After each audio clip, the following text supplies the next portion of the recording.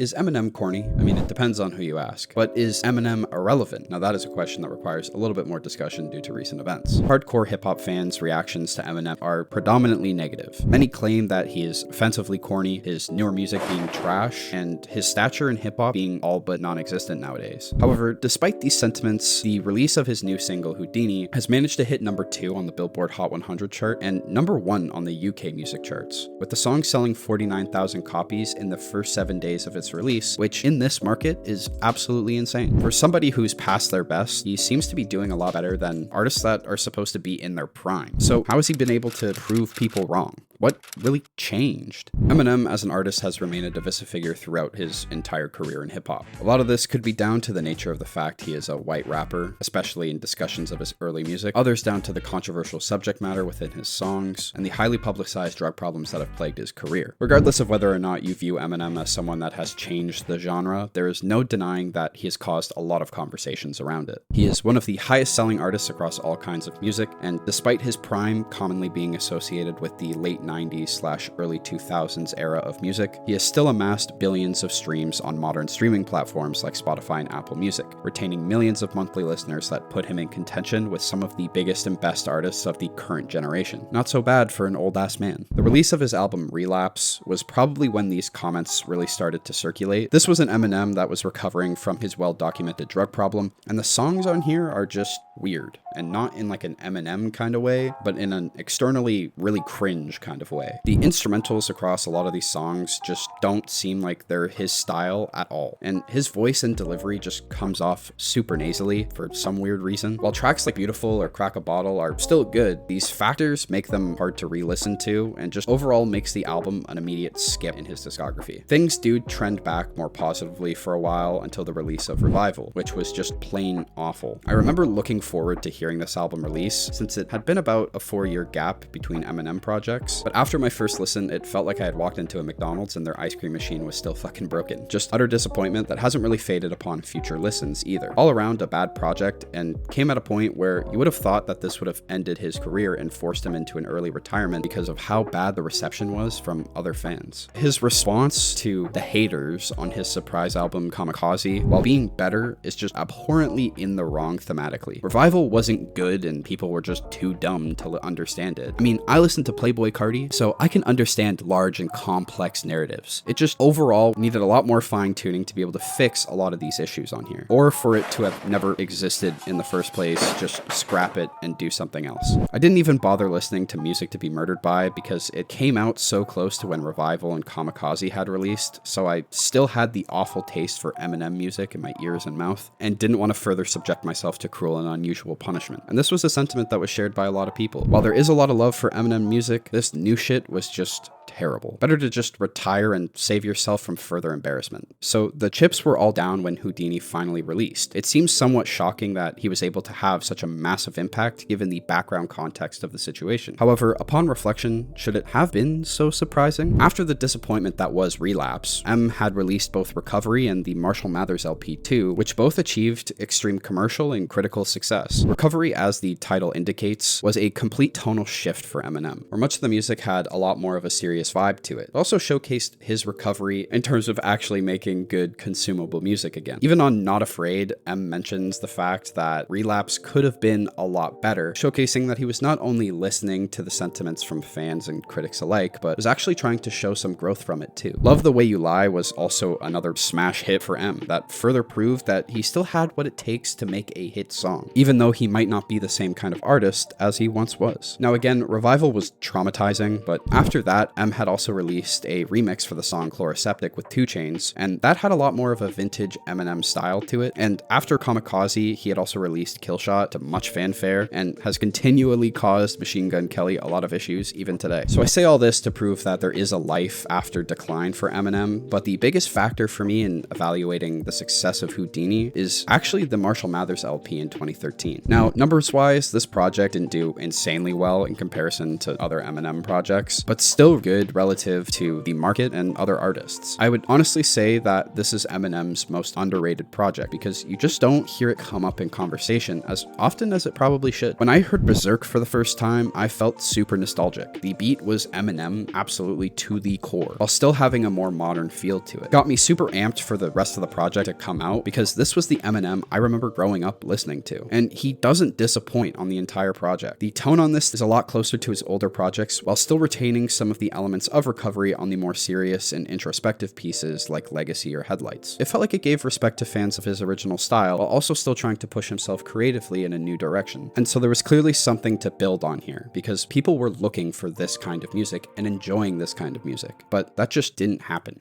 Going back to a more recovery style of music on Revival kinda makes sense on paper, but should he have done it? I mean, doing a throwback worked with the Marshall Mathers LP 2, and in fairness, Recovery did do better than the Marshall Mathers LP 2 in terms of commercial success. Plus, fans had begun to appreciate the new version of Eminem that was a little bit more tonally serious rather than erratic and energetic. The style suited M for one project or a couple of one-off songs on other albums, but did not warrant a second album. There wasn't that craving for a different type of Eminem. People wanted the more old school Slim Shady type of Eminem. He was around 45 years old when Revival came out, which is old as fuck in hip hop terms. He isn't Kanye. You aren't gonna reinvent the wheel or your music at this late stage in the game. And when the new music sounds like this, all it does is make people hyperfixate on how old and out of touch you are, telling you that you're past your best. People don't talk about Jay-Z or Lil Wayne or Nas in this type of way, and the reason for that is because they didn't try and get fancy with their new music after they turned 40. They instead hyper-focused on refining their existing craft and what the fans like and appreciate, which I think is a lesson that M is learning late now. I think the success of Houdini isn't surprising at all, because fans had been saying it for years. They wanted a more vintage Eminem. They were saying it after Recovery, they showed their appreciation for it on the Marshall Mathers LP 2, and they showed their disappointment on every subsequent release since then because they hadn't gotten what they wanted. Revival tanked M's reputation in a way that I haven't seen happen to any other artist, and if he hadn't released it, I think that comments about Eminem being washed up wouldn't be as prevalent as they are today. If Going Into Music to Be Murdered By, his previous project, was the Marshall Mathers LP 2, I think it would have been a lot better received upon release, as it was unfortunate to come out in an era of shitty Eminem music. M was smart to take significant time between his last and current project because while the old man comments are still circulating, he's much less under the microscope than he was a couple of years ago. I don't even think Houdini is all that great in terms of a throwback Eminem song, but it's close enough to what people were looking for from him, so they're eating it up. The Death of Slim Shady project released last week as of the time of this recording, and while it's too early to dictate its stature within Eminem's overall discography, I personally view it as his best project since the Marshall Mathers LP 2 in 2013, which isn't really saying all that much, but hey, it's something. While maybe it wasn't an album full of throwbacks, it had enough of them to satisfy old fans, literally using voice modification on M to make him sound like the 2000s version of himself, which once again brought about that nostalgic feeling on songs like Brand New Dance.